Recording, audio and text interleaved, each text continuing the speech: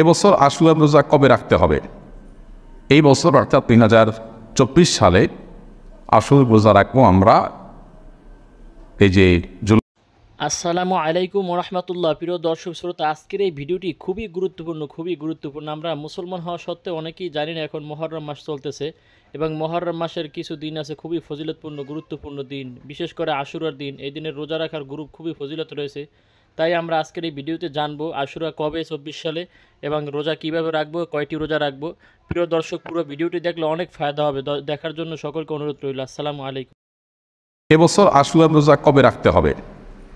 এই বছর অর্থাৎ 2024 সালে আশুরা রোজা রাখবো আমরা এই যে জুলাই মাস যেটা চলছে, এই মাসের 16 এবং 17 এই দুই দিন, অথবা 17 এবং 18, আর বার হিসাবে সামনের মঙ্গল এবং বুধবার অথবা বুধবার এবং বৃহস্পতিবার।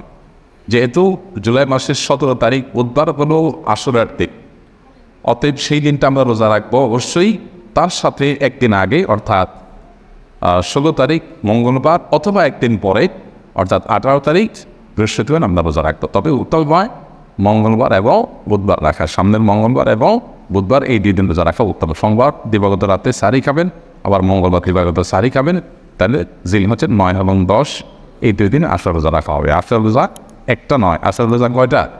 দুইটা। ইয়াহুদিরা একটা রাখে, আমরা তাদের থেকে আমাদের রোজাকেই স্বতন্ত্র করবার জন্য আমরা দুইটা রোজা রাখবো, এটাই আমাদেরকে নবী করিম সাল্লাল্লাহু আলাইহি ওয়াসাল্লাম নির্দেশ করেছেন। বিদায় আমরা আশুরা রোজা রাখার আপ্রাণ চেষ্টা অব্যাহত রাখবো। আল্লাহ আমাদের সবাইকে তৌফিক দান করুন। আশুরা রোজা রাখলে কী নাম হবে? নবী করিম সাল্লাল্লাহু আলাইহি ওয়াসাল্লাম বলেছেন, সিয়ামু ইয়াউমি আশুরা আহতাসিবু আলাল্লাহি আন ইউকাফিরা সালাতাল্লাতী তুবলা। আশুরা রোজা যদি কেউ রাখে তো আল্লাহর প্রতি আমার ধারণা করল যে আল্লাহ তাআলা তাকে 1 বছর পূর্বের গুনাহ মাফ করে দিবেন। এই জন্য আশুরা রোজা রাখান আপনার চেষ্টা অব্যাহত রাখবেন। নবী সাল্লাল্লাহু আলাইহি ওয়াসাল্লামের গুরুত্বপূর্ণ একটি সুন্নাহ, যেটা বছরে একবারই রাখার সুযোগ আসে। নারী পুরুষ সবাই প্রত্যেকে যার যার জায়গা থেকে আমরা রোজাটা রাখবো। মেয়েরা মাসিকের কারণে রাখতে না পারলে তাদের যদি প্রতিজ্ঞা থাকে, তারা সুস্থ থাকলে রাখতেন, এরকম যদি হয় তাহলে সেক্ষেত্রে আল্লাহ তাআলা তাদেরকে এমনিতেই সওয়াব দিবেন। তবে এটার কাজার কোনো সিস্টেম নেই। বর্তমান সমাজের প্রেক্ষাপটে চলমান সকল গুনাহের মধ্যে অন্যতম গুনাহের কাজ কোনটি হচ্ছে বলে আপনি মনে করেন এবং এ থেকে পরিত্রাণের উপায় কী? পরিমাণ যদি সবচেয়ে বেশি হয় বলেন তাহলে বলবো চোখের গুনাহ। চোখ দিয়ে মানুষ সবচেয়ে বেশি গুনাহ এফআর করছে, বিশেষ করে সোশ্যাল মিডিয়া ইত্যাদির কারণে। আর ভয়াবহতার বিচার যদি বলেন কোন অপরাধ ভয়াবহ অপরাধের মাত্রা আমাদের মধ্যে সবচেয়ে বেশি, তাহলে আমরা বলবো গুনাহের মধ্যে, কবিরা গুনাহের মধ্যে হারাম বকফান করা, মানুষের হক নষ্ট করা, এগুলো আমাদের মধ্যে সবচাইতে বেশি। আমাদের সমাজে বিশেষ করে বেশিরভাগ মানুষই আলহামদুলিল্লাহ চুরি, ডাকাতি, মাদক সেবন, মানুষ হত্যা করা, এরকম বড় বড় মোটা দাগের কবিরা গুনাহগুলোতে লিপ্ত হয় না। তাহলে বেশিরভাগ মানুষ যেই কবিরা গুনাহে লিপ্ত হয় সেটা হলো নামাজি হয়ে মানুষ অনেক নষ্ট করছে।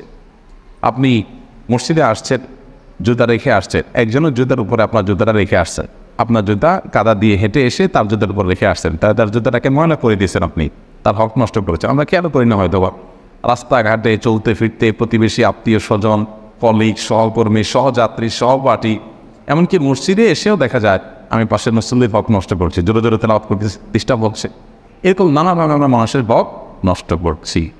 আমরা লেবাসি পোশাকি ইসলামে বিশ্বাসী, আমরা আচার আচরণের বিষয়ে মুসলমানরা ইসলামে বিশ্বাসী না। এই অপরাধটা, মানুষকে কষ্ট দেওয়া, মানুষের হক নষ্ট করা এবং উপার্জনের ক্ষেত্রে হালাল আর বিবেচনা না করা, এই অপরাধটা আমাদের সমাজের ভয়াবহ অপরাধের ক্ষেত্রে মাত্রায় বা পরিমাণে সবচাইতে বেশি। বাঁচার উপায় কি?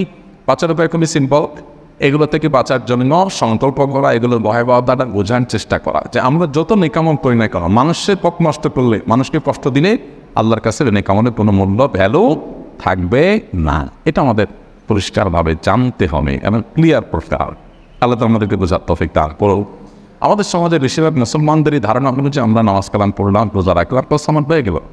আল্লাহ নারাজ হোক, বান্দা নারাজ হোক, মানুষের ক্ষতি হোক, জমি জমা, আপনার উপার্জন, তারপরে যায় চাকরি বাকরির ক্ষেত্রে সুদ ঘুষ, এগুলোর কাজ বিচার আমি করলাম না, যা খুশি তা করলাম। এই জন্য দেখবে যত দুর্নীতিবাজ ধরা পড়ে, যদিও বেশিরভাগই আপনার তারিখ ছাড়া, টুপি ছাড়া, ইসলামিক পোশাক ছাড়া, কিন্তু কিছু কিছু আছে দায় টুপি ইসলামিক পোশাক সহই ধরা পড়ে। আবার তাদের দেখা যায় হজ করে, উমরা করে, তাদেরগুলো ছবি সোশ্যাল মিডিয়াতে আপনার ছড়িয়ে পড়ে। তো একটা লোক আল্লাহর প্রতি বিশ্বাস করে অজনটা কাটতেছে, সে আমার কীভাবে দুর্নীতি করে, সেভাবে কীভাবে হক নষ্ট করে, কীভাবে মানুষের অধিকার নষ্ট করে। এটা তখনই হতে পারে যখন ইসলাম সম্পর্কে সঠিক ধারণা তার না থাকে। এজন্য ইসলামটা বোঝার চেষ্টা করা যে আল্লাহ তাআলা কিসে খুশি হবে, কিসে বেজার হবে। আমি চুরিদারি করে এরপরে ওইটা কান্দা রাস্তা দান করে দিলাম, হজমটা করে ফেললাম, এটাতে রিকভার হবে না। আল্লাহ আমাদেরকে ইসলামটাকে বোঝার তৌফিক দান করুন। যদি কোনো ব্যক্তি ভুলে হারাম ভক্ষণ করে থাকে এবং পরবর্তীতে বুঝতে পারে খাবারটি হালাল ছিল না, এক্ষেত্রে তার ইবাদত কবুল হওয়া নিয়ে কোনো সংশয় আছে কি? প্রথম কথা হলো, আরেকজনের সম্পদ আপনি ভক্ষণ করে ফেলেছেন, ভোগ করে ফেলেছেন, জিনিসটা আরেকজনের ছিল, আপনি পরে টের পেয়েছেন। এরকম যদি হয় তাহলে আপনার প্রায়শ্চিত্ত হবে, তওবা হবে যে ওই পরিমাণ খাবার বা টাকা পয়সা যেটাই আপনি ভোগ করেছেন সেটা মালিককে ফেরত দেওয়ার ব্যবস্থা করবেন, অন্তর নেবেন, নিজে পারেন অন্য কারণ মাধ্যমে যে কোনোভাবে তার অ্যাকাউন্টে সেটা ঢুকিয়ে দেবেন বা তার মালিকানা সেটা দিয়ে দিবেন। এটা হবে প্রথম কাজ। আর যদি বিষয়টা এরকম না হয়, বরং এমন বিষয় হয় যেটা কোনো মানুষের অধিকার সংশ্লিষ্ট না, আল্লাহর হক নষ্ট করেছেন, আপনি হারাম খেয়েছেন, যেমন শুকরের গোশত, আল্লাহর নির্দেশ হলো সেটা ভক্ষণ না করা, এখন আপনি এটা খেয়ে ফেলেছেন, এখানে কোনো মানুষ হক নষ্ট করেন নাই। তো এই জাতীয় হারাম যদি হয়, কেউ মাদক সেবন করে ফেলেছেন, নিজের টাকা দিয়ে কিনে সেবন করেছেন, কোনো মানুষের হক নষ্ট করেন না, কিন্তু আল্লাহ নষ্ট করেছেন। তো এইরকম পরিস্থিতি হলে আল্লাহ তাআলার কাছে তওবা করতে হবে, খাঁটি তওবা করতে হবে, জীবনে যেন আর না করা হয়। এটার যদি খাঁটি তওবা যদি করা হয়, আশা করা যায় আল্লাহ তাআলা তাকেই মাফ করে দিবেন। এবং বান্দার হক যদি হয় তাহলে বান্দারটা বান্দার কাছে ফেরত দিবেন, পাশাপাশি আল্লাহর কাছে মাফ চাইবেন। এই দুই ধরনের প্রচেষ্টার পর আশা করা যায় আল্লাহ তাআলা মাফ করবেন ইনশাআল্লাহ। ব্যাপারটা এরকম না যে আমি হারাম ভক্ষণ করে ফেলেছি, এখন আমার আর কোনো ওয়ে নাই। ইসলাম নো ওয়ে বলতে কিছু নাই, ইসলামে প্রত্যেকটা কাজের সমাধান আছে, কোনোটা একটু কঠিন, কোনোটা একটু সহজ, তবে সমাধান ততদিন পর্যন্ত যতদিন আমাদের নাকের ডগায় নিঃশ্বাস থাকে। মরে গেলে তখন আর এটা সমাধানের পথ সুদূর করা হতো। মুহররম মাসের বিশেষ কোনো আমল আছে কিনা? মুহররম মাসের বিশেষ এবং স্পেশাল আমলগুলো বেশি বেশি নফল রোজা রাখা। নবী করিম সাল্লাল্লাহু আলাইহি ওয়াসাল্লাম বলেছেন, আফদালুস সিয়াম বা'দা রমাদান শাহরুল্লাহিল মুহররম। রমাদানের পরে আল্লাহর কাছে সবচেয়ে উত্তম রোজা হলো আল্লাহর মাস মুহররম মাসে নফল রোজা রাখা। অর্থাৎ রমজানের রোজা তো ফরজ রোজা, সেটার সাথে মোমরা তুলনা চলে না। রমজানের রোজার পরে সবচেয়ে বেশি নফল রোজার জন্য আদর্শ মাস হলো মুহররম মাস। নবী করিম সাল্লাল্লাহু আলাইহি ওয়াসাল্লাম শাবান মাসে সবচেয়ে বেশি নফল রোজা রেখেছেন।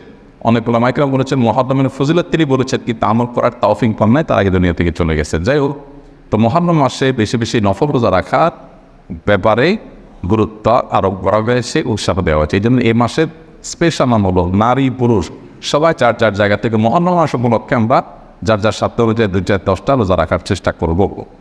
সোমবার বৃহস্পতিবার যারা রোজা রাখেন, চাঁদের 13, 14, 15 যারা রোজা রাখেন, 18 রোজা রাখেন, এগুলো তো রাখবেনই। মাস হিসাবে এই মাসের রোজার মাস হিসাবে, আদর্শ রোজার মাস হিসাবে হাদিসে যে মর্যাদা বলা হয়েছে, নির্দেশ বলা হয়েছে, সেই কারণে আমরা কিছু নফল রোজা রাখার চেষ্টা করবো ইনশাআল্লাহ।